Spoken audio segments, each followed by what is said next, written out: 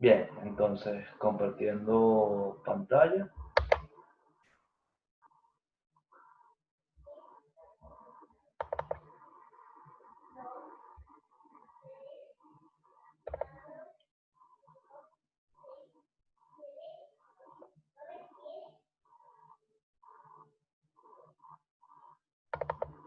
Bien, ¿ya lo estás viendo?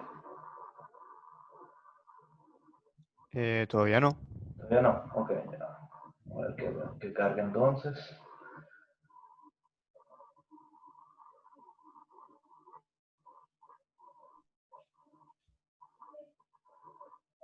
Está como lenta la cosa hoy, para no perder la costumbre.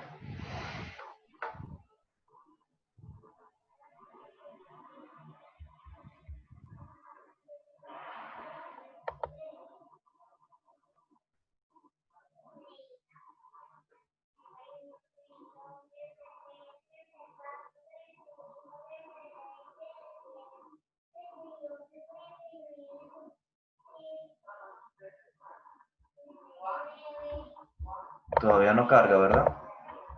No, todavía no se ve. Poner.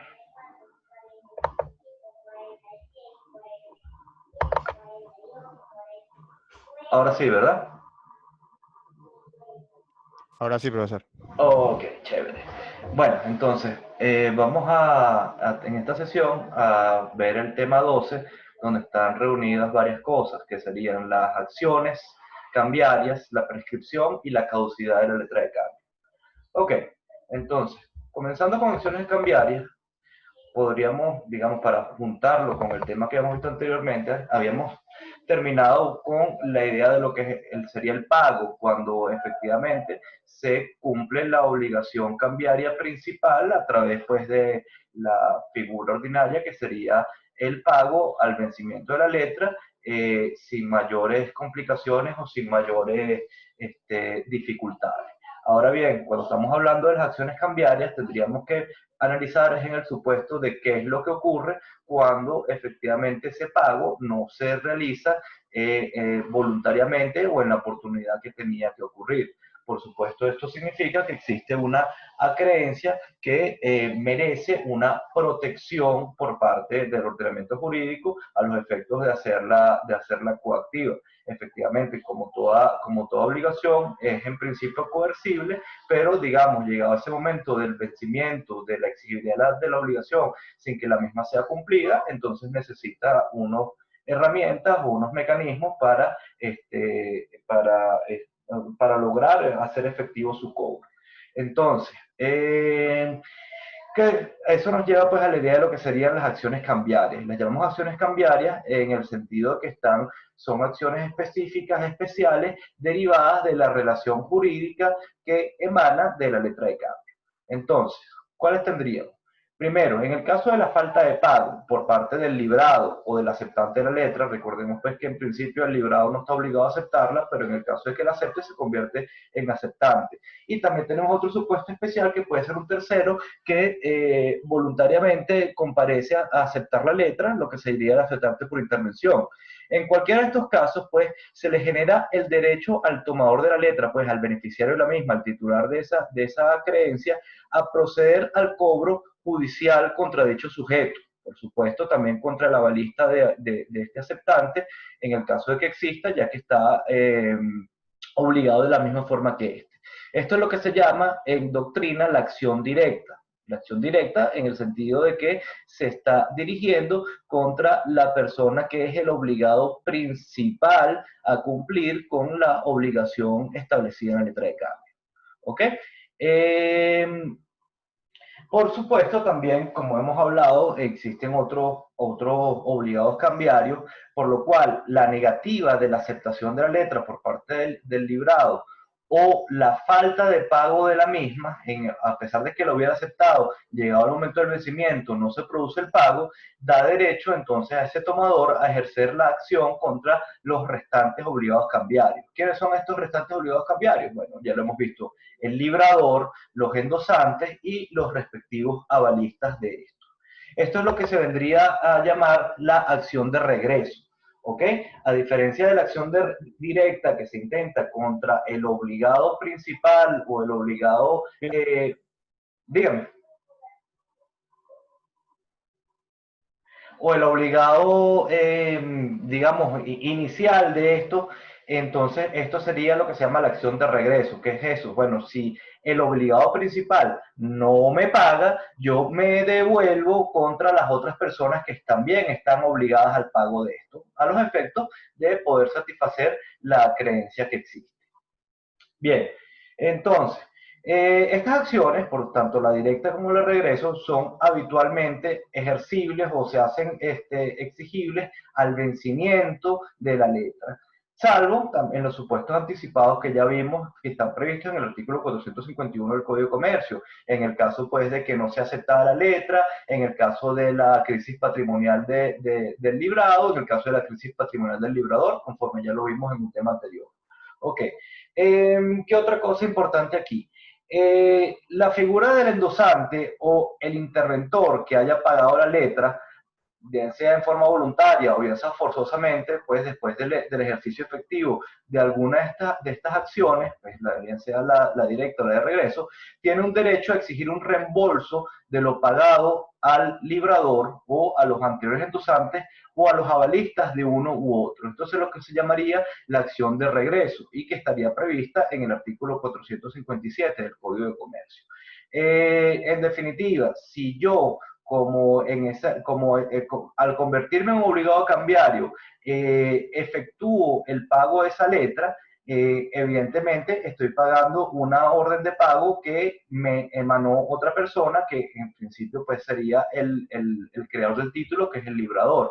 Pero a su vez puede ocurrir que si hay una cadena de endosos y de repente yo soy uno de esos endosantes, estoy igualmente obligado al pago, pero en el fondo estoy pagando una deuda o una obligación que originalmente no creé yo y por consiguiente tengo un derecho a igualmente a pedir que se me reembolse, que se me devuelva lo que yo pagué en nombre de otra persona. Igualmente, si yo soy un avalista, si yo lo que funjo es como un sujeto que está garantizando la obligación, estoy poniendo mi patrimonio para garantizar la obligación tomada por otro, efectivamente también debo tener un derecho a, si yo efectúo ese pago y si yo saldo esa obligación, entonces tengo un derecho a que se me reembolse.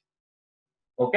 Entonces, eso es lo que vendríamos en el ítem siguiente, diciendo que la acción de reembolso aplica también para los avalistas o garantes en contra de su garantizado. Por supuesto, todas estas acciones de reembolso pueden ser múltiples, porque, por ejemplo, si un endosante va contra el endosante anterior y a su vez este endosante, si es una cadena grande de endosos, va contra el endosante de arriba y finalmente este es el que va contra el librador, o en ese interín, el avalista contra el avalista del librador y después el avalista es el que va contra el librador, entonces en definitiva podríamos tener un supuesto donde puedan haber múltiples acciones de reembolso. ¿Okay? O derecho en cada uno de estos sujetos cambiarios que pagaron en letra, pedir el reembolso.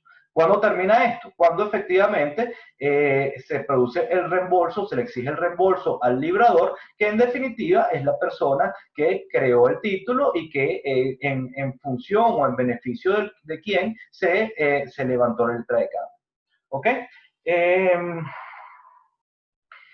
También podemos ver que en algunos casos el librado que paga puede tener acción contra el librador, pero en estos casos habitualmente estas no son acciones cambiarias, sino son acciones de derecho común, que pueden ser la acción causal, una acción por enriquecimiento sin causa o en general pues las diversas que pueda plantearse pues en el derecho común. ¿Por qué decimos esto? Ok, en principio en la letra de cambio el librado lo que tiene es una orden de pago, está pagando al beneficiario por orden y en beneficio del librador. Habitualmente, como ya lo hemos explicado anteriormente, esto deviene de alguna relación causal extracambiaria que tienen estas personas, pero pudiera ocurrir que esa relación extracambiaria no exista. Y en definitiva, cuando el librado está pagando, está entonces haciendo un desembolso de su patrimonio sin tener un debido correlativo o una contraprestación por el librador. Entonces, en estos casos, en puridad, en justicia y conforme a derecho, él tendría la oportunidad pues de ejercer también una acción para exigir pues ese reintegro. Ahora bien, como les he dicho anteriormente, esto no necesariamente entra en el campo de las acciones cambiarias, o mejor dicho, cuando no entra como una acción cambiaria, puede entrar en el campo de las acciones de derecho común. Bien, ¿alguna pregunta hasta aquí? Por lo visto no. Ok, entonces, seguimos. El protesto. Aquí tengo algo en el chat. Ok. Seguimos, el protesto.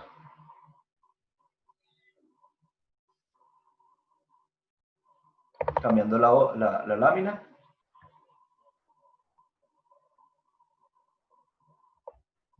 Ok.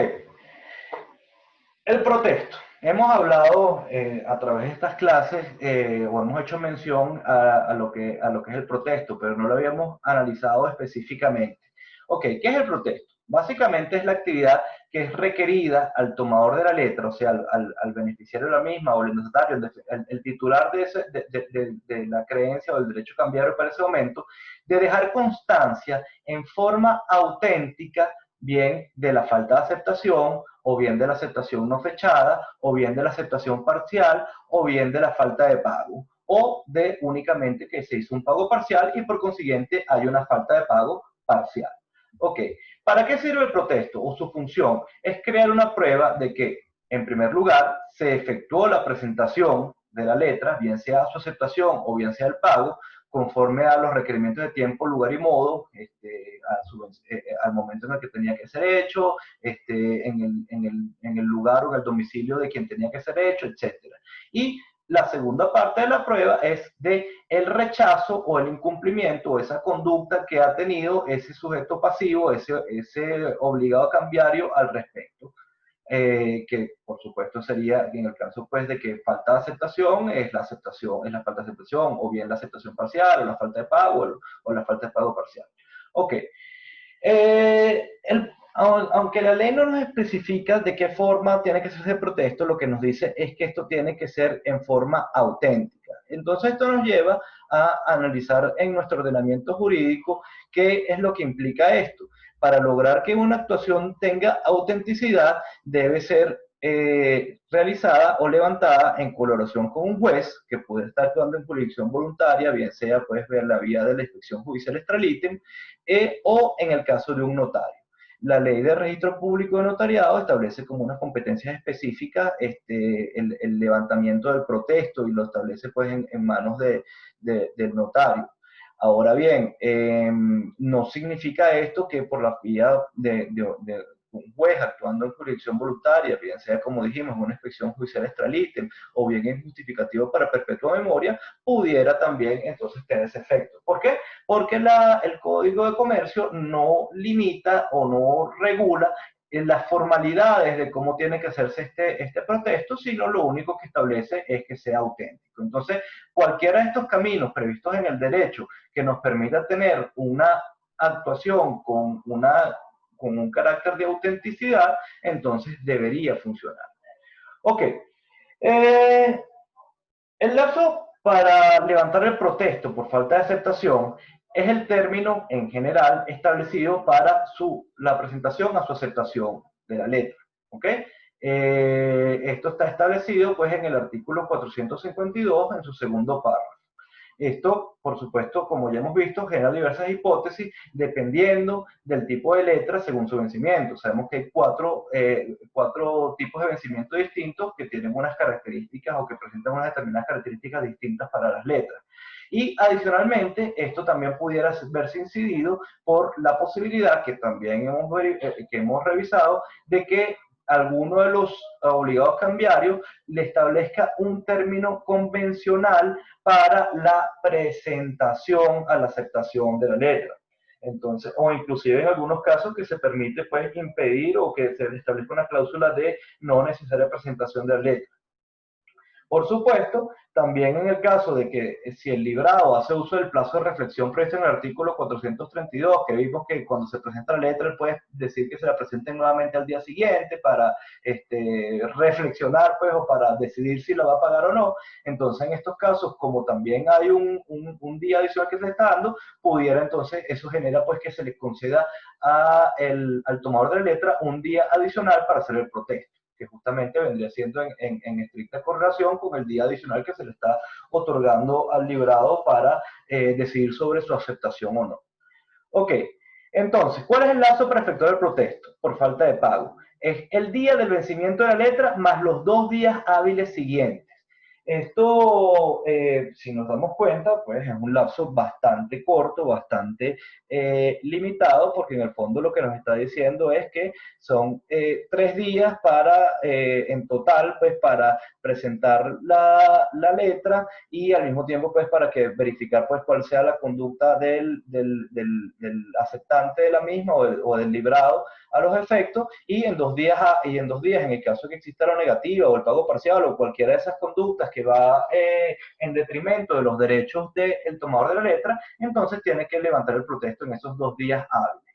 Entonces, por supuesto, esto implica pues que a veces implica mucha urgencia por lo general en el levantamiento del protesto. Por supuesto, y mejor dicho, para complicar un poco más la cosa, estos lapsos de vencimiento más 2 días hábiles son preclusivos, ¿ok? No son susceptibles de modificación convencional. Yo no puedo poner en la letra, bueno, en el caso de que haya protesto, te doy 15 días para hacerlo, ¿ok? Sin embargo, pues, visto que estos son lapsos cortos, son lapsos preclusivos y los efectos de no levantar el protesto a tiempo pueden ser perjudiciales y que no está exento, que pueden existir figuras que impidan realizar estos actos, en lo que sería bajo la figura de la causa extraña no imputable. El perfecto ejemplo lo tenemos ahorita, pues, en el medio de esta cuarentena, etcétera. Entonces, en estos casos, pues, hay una posibilidad de que por razones de causa extraña no imputable o más concretamente de fuerza mayor, estos lapsos puedan ser prorrogados, puedan ser extendidos. Eso lo vamos a ver con un poquito más de detalle más adelante cuando hablemos de las caducidades en materia de letra de cambio. Bien. ¿Preguntas? Profesor. Dígame. Para ver si me quedó claro. O sea, se entiende que el protesto es un medio de prueba en caso de la falta de pago. El protesto es una obligación o un requerimiento o una carga que tiene el tomador de la letra en diversos supuestos. Bien puede ser en el caso de falta de aceptación o de aceptación parcial, bien en el caso de falta de pago o pago parcial. O en el caso de cuando la aceptación se realiza pero no se le establece no se pone fecha. Entonces, recuérdate pues que el momento de la aceptación de la letra y el momento de su vencimiento pueden ser 2 situaciones distintas, salvo en el caso de la letra a la vista, donde en principio la presentación de la letra es directamente su presentación y su fecha de vencimiento y el momento en el que debe pagarse. Pero en las otras letras pudiera ser cuando no existe una aceptación que esté dada conjuntamente con la creación del título, que la letra comience a circular y no tenga una aceptación. En principio, se supone que la aceptación por parte del librado debería preceder a la presentación al pago de la letra.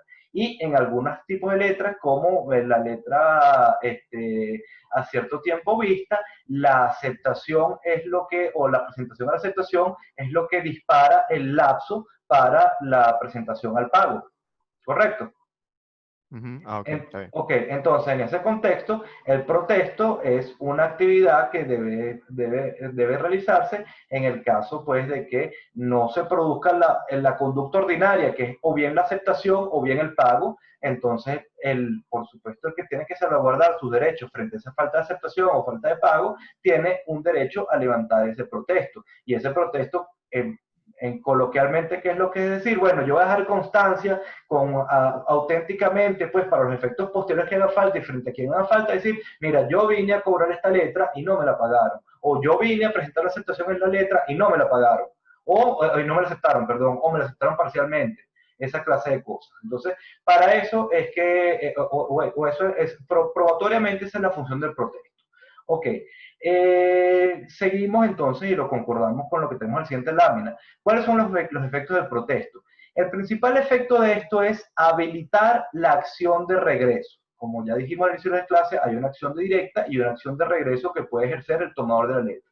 Entonces, para poder tomador de la letra, por vista la negativa o la conducta perjudicial por parte del librado, devolverse y pedirle y ir al cobro a los restantes obligados cambiarios, necesita o es menester que se levante el protesto. Ok, este protesto o habilita la acción de regreso bien en forma anticipada, en lo que hemos hablado en el caso de los supuestos de protesto por falta de aceptación, que es entonces cuando la negativa por parte del librado a aceptar la letra, no hace falta esperar al vencimiento natural de la misma para irle a cobrar a los demás obligados, sino ya, si ya el librado rehusó la aceptación, tú lo que tienes que dejar constancia de forma auténtica tras este protesto de que no va a aceptar la obligación, la orden de pago que se le dio, y entonces te puedes devolver con los restantes obligados cambiados. Por supuesto, el protesto también es necesario para cuando la acción de regreso se va a intentar al vencimiento de la letra, no al vencimiento ordinario de la letra, que en este caso, vamos a suponer, si la letra vence el día de hoy, 14 de julio, yo voy entonces a mi librado, a aceptante, le digo, mira, págame la letra, y entonces me dice, no, yo no la voy a pagar, no tengo plata, no quiero, lo que sea, entonces yo puedo o debo levantar mi protesto, y cuando tenga ese protesto levantado en los plazos que están establecidos en la ley, yo voy y me devuelvo contra el librador y le digo, págame porque tu librado no pagó. O en el caso que sea el avalista, bueno, págame porque tu avalado no pagó. O en el caso pues de que sea un endosante, mira, tú me endosaste esta letra, pero el sujeto no pagó, así que págame. ¿Estamos claros? Bueno, es importante entonces que el que no realiza el protesto a tiempo, en el debido tiempo, puede perder la posibilidad de demandarle a esos obligados de regreso. Esto está establecido en el artículo 461 del Código de Comercio, donde esa es la norma que regula múltiples supuestos de caducidad, pero uno de los supuestos de caducidad es la falta de levantamiento oportuno del protesto. ¿Ok? Eso lo vamos a ver un poquito con más detalle adelante, ya creo que lo hemos visto, lo hemos pasado con anterioridad, pero bueno, en todo caso lo que quiero que tengan claro de inmediato es que el protesto, cuando es requerido, por supuesto, cuando no es que hay cláusulas sin protesto, etcétera, cuando es una institución válida dentro de la relación cambiaria, es lo que habilita la acción de regreso, y el no realizar el protesto en el tiempo útil que esté establecido puede implicar una pérdida o una renuncia de ese derecho a atacar a los obligados de regreso. Ok, bien, ¿qué otra cosa interesante con esto? De los efectos del protesto. El protesto por falta de aceptación exime levantar un protesto por falta de pago. Esto está en el cuarto párrafo del artículo 452. Entonces, si yo voy a presentar la letra de aceptación y la letra no me la aceptan y yo levanto un protesto por falta de aceptación, evidentemente ese librado que ya dijo que no aceptó la orden de pago que se le hicieron, por supuesto tampoco va a pagar el vencimiento de letra. Entonces sería inoperante, sería un sinsentido que una vez que yo tengo ya determinada esa conducta de falta de aceptación, que se me exigiera pues también un protesto por falta de pago. Ya en el momento en el que yo tengo el protesto por falta de aceptación, como dijimos anteriormente, puedo dirigirme directo en la acción de regreso a los otros sujetos cambiarios. ¿Ok? Entonces, fíjense pues que esta figura del protesto es un poquito complicada, sobre todo pues con el tema pues de que el lapso es corto, hay una serie de vicisitudes allí. Por eso es que en la práctica común habitualmente se emplea en la cláusula sin protesto, porque a los efectos del acreedor, el titular del derecho cambiario, es mucho más flexible, por llamarlo de esa manera, omitir o estar exento de esa obligación de levantar el protesto. Ok, pero por supuesto, a falta de esa cláusula, todo esto tiene perfecta validez y aplicación. Ok, Vamos a hablar entonces de lo que sería, o relacionado pues con este tema de las responsabilidades en las acciones, lo que se llamaría la solidaridad cambiaria.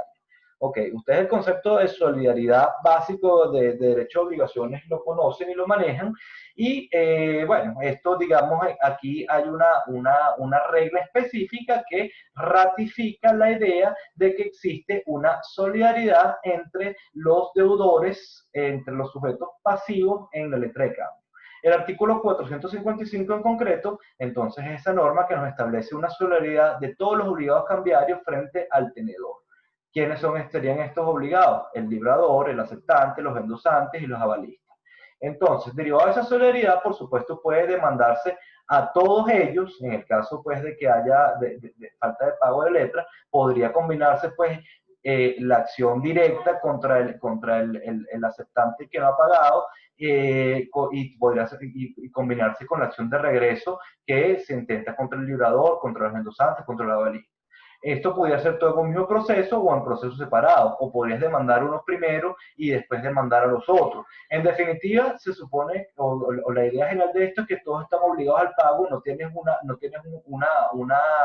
una excusión o que tengas que ir primero a cobrarle a uno y después a otro, sino que todos están obligados por lo mismo al mismo tiempo de cara a ese tomador de la letra.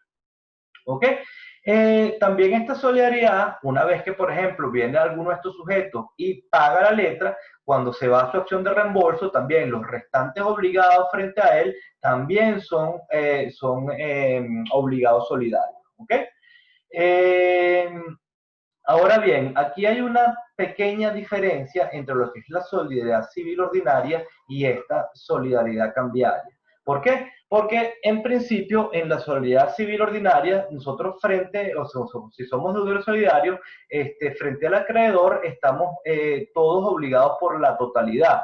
Pero una vez que alguno de ellos paga la totalidad, algunos deudores pagan la totalidad, entonces él tiene la capacidad de devolverse en un regreso frente a su otro, al otro coobligado, pero nada más por la porción de la deuda, porque la solidaridad es únicamente a los efectos del pago y no a los efectos pues de las relaciones internas que pueden haber entre ellos, donde puede haber una mancomunidad.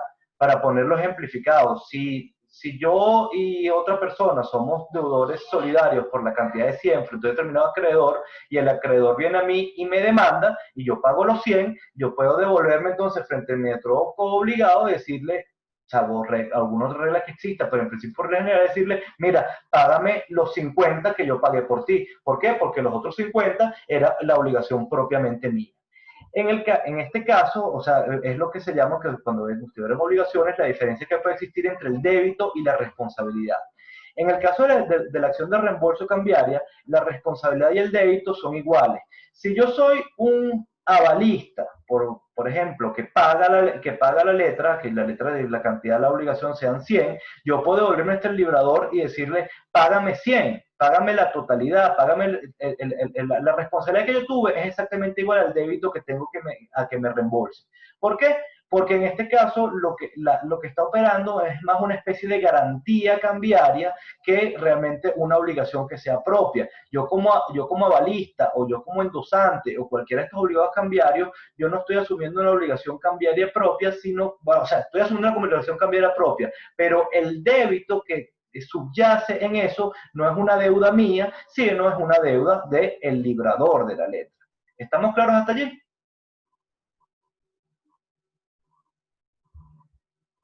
Sí, profesor, muchas gracias. Ok, pues esto, bueno, tiene sus dificultades. Bien, pasamos a la siguiente lámina. Bien, el contenido de las acciones. Entonces hemos hablado de acción directa y de la acción de regreso y la acción de reembolso. Pero realmente la ley nos dice específicamente, bueno, ¿qué es lo que puedes cobrar tú en una acción de directa o una acción de regreso? Y tenemos lo que nos dice el artículo 456 del Código de Comercio. Vamos a leerlo. Ok, 456. El portador puede reclamar a aquel contra quien ejercita su acción. 1. La cantidad de la letra no aceptada o no pagada, con los intereses si estos han sido pactados. Entonces, primero, el capital y los intereses convencionales. Recuerden que los intereses convencionales no funcionan para todas las letras, sino para dos tipos de letras según su vencimiento, que sería la letra a la vista y la letra a cierto plazo vista. ¿Ok? Aparte, pues, en materia de cuáles son los límites convencionales de los intereses, también vimos eso cuando comenzamos este curso, en materia de cuáles serían, pues, las tasas de interés y cuándo se considera que se está en exceso, etcétera, etcétera. Ok, entonces, ordinal segundo del artículo 456. Los intereses al 5% a partir del vencimiento.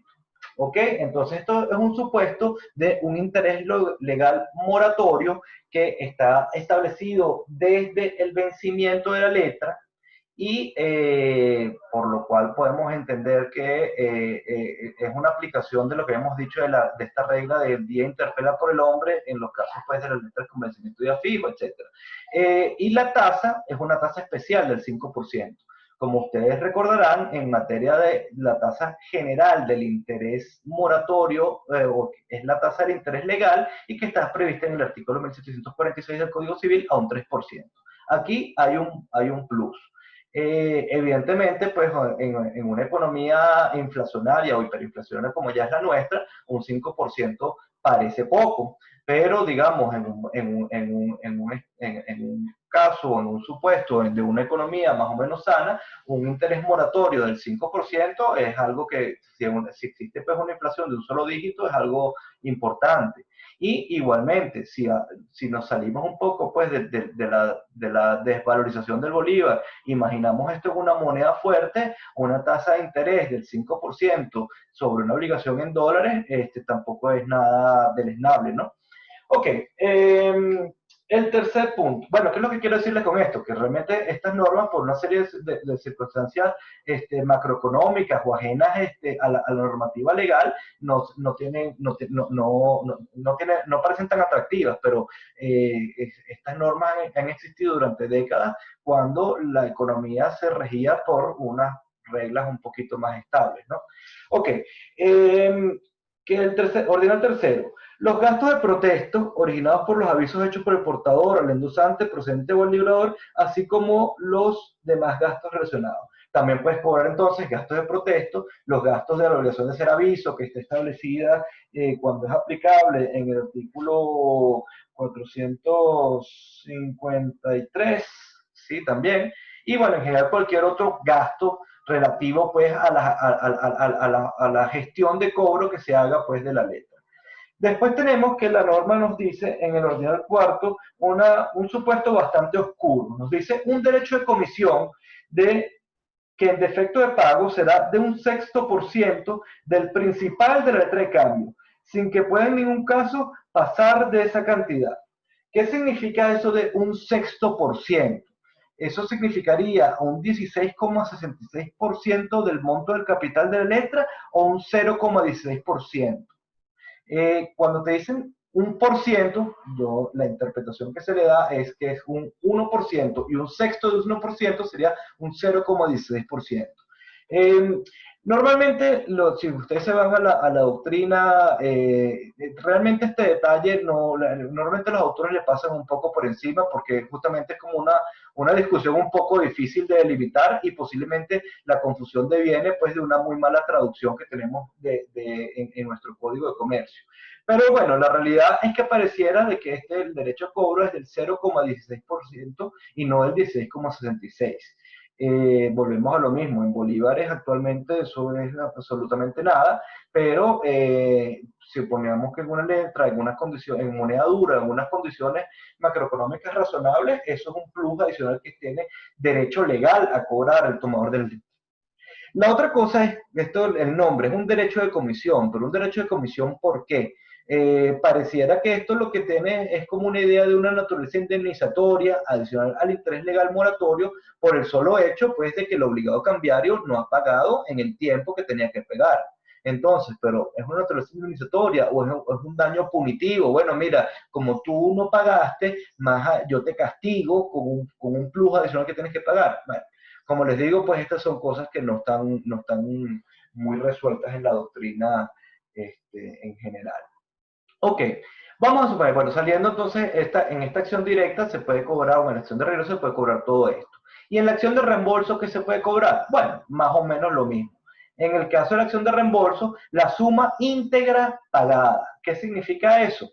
Entonces, que todo lo que se pagó, que estuviera previsto en este artículo 456 anterior, básicamente se puede meter en un solo saco, se puede capitalizar, se puede integrar, y entonces sobre eso se cobra un interés legal moratorio al 5% igualmente, a la tasa especial. Por supuesto, este interés moratorio sería desde la fecha en que se hizo el pago efectivo hasta que se produzca el reembolso. Los gastos relativos adicionales a los que pudiera haber incurrido pues este pagador de la letra a los efectos, y o el derecho de comisión en los mismos términos que ya lo analizamos. Ok, entonces, bueno, volvemos un poco a la idea de lo que ya les dije. Evidentemente, no, la letra, y por esa razón es que no las estamos viendo con la frecuencia que puede haber existido en tiempos anteriores, es que con la desvalorización de la moneda y con lo que realmente te permiten cobrar estas acciones, pareciera que no es ningún negocio librar una letra, porque en el caso pues del incumplimiento de ese deudor y tener que acudir a unas acciones judiciales para el cobro de las mismas, pareciera pues que ese crédito se disuelve con el tiempo producto de la inflación. Ojo, eso no significa que la alternativa de la letra de cambio en divisas no pueda ser algo útil que pudiera funcionar o que pudiera cumplir una serie de funciones negociables e inclusive en este entorno. Pero bueno, eso en la práctica pues todavía seguimos sin ver mucho el uso de estos títulos. Ok, Alexander tiene por aquí una pregunta. No entendí la diferencia entre uno y otro si ambos llevan un interés del 5%. Ese interés legal moratorio que existe en la acción directa o en la acción de regreso son los intereses que se han causado desde el momento del vencimiento de la letra hasta que alguien viene y la paga. Ahora bien, como ese alguien que la pague puede ser un garante cambiario, pero no es realmente el que tiene el débito, pues no era el obligado principal, sino que él tiene un derecho a una acción de reembolso contra los otros sujetos cambiarios. En el momento en el que paga, dice, bueno, mira, yo pagué el capital y pagué los intereses comisionales y pagué el interés moratorio, hasta la fecha de pago fue tanto. Ahora bien, entre ese momento en el que él paga y que el reembolso para él se le hace efectivo, puede pasar otro lapso de tiempo. Y durante ese lapso de tiempo, él también tiene derecho entonces a que se le pague ese interés moratorio. ¿Ok? ¿Está claro?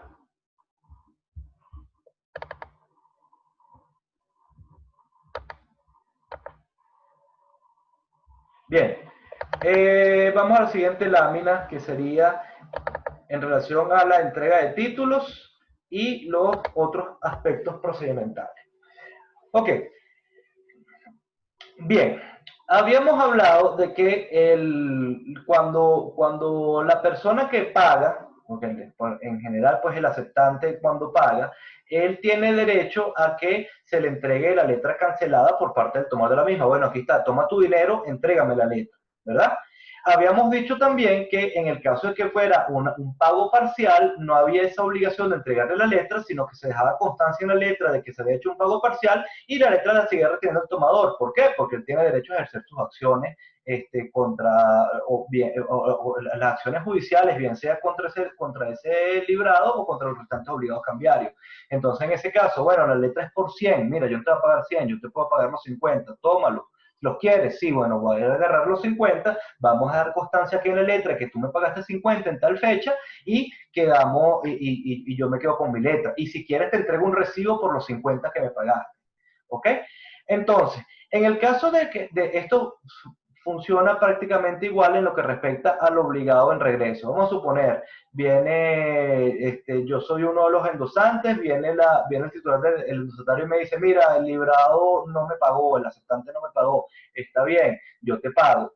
¡Pum! Aquí está el dinero, dame tú la letra y entonces, bueno, porque yo con esta letra es el título que voy a tener para ejercer el reembolso. Esto conforme al artículo 458. Adicionalmente digo, no solo entrégame la letra la letra cancelada para dejar constancia de que yo te pagué, sino entrégame también el protesto que tú levantaste para que yo necesito eso para intentar las acciones de reembolso a las que haya lugar.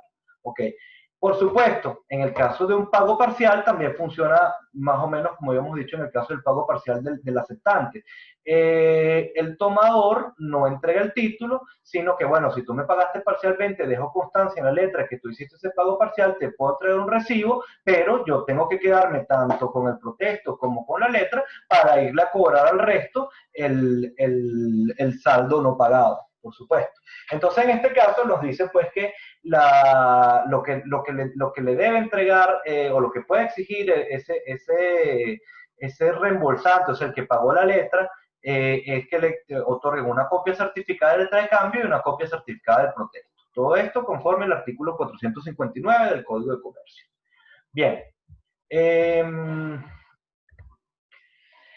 Desde el punto de vista procesal, ¿qué ventaja tiene utilizar o documentar la deuda a través de una cambial, pues, o a través de una letra de cambio?